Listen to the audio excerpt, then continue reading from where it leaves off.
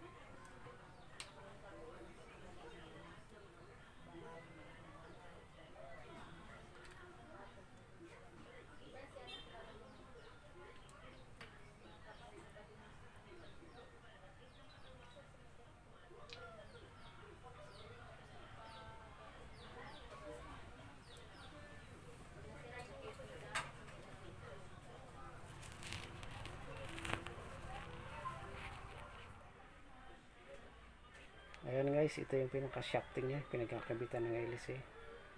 Ayan, dyan mo banda lalagyan ng langis dyan. Saka dito sa likod kailangan din, kasi minsan malikabok din dito sa likod. Ayan, ingat lang tayo dito sa pagtanggal nito kasi may spring ito, baka tumalsik. Ayan, may spring yan, saka dalawang bulitas.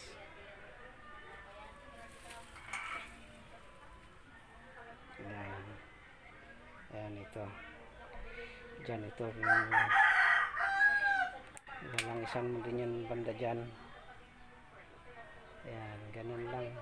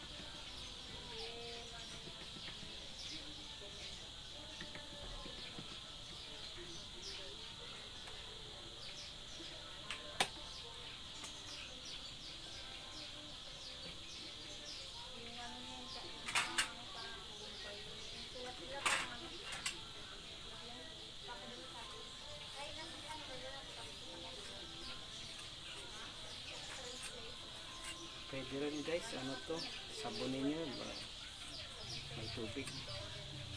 Kaya lang papatayin nyo muna bago ilagay.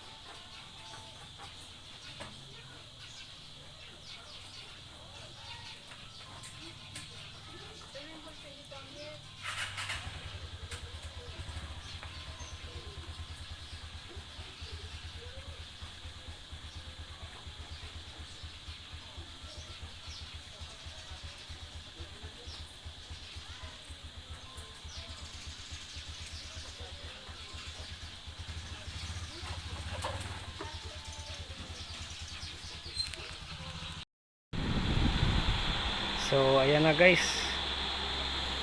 okay na, malakas na yung hangin.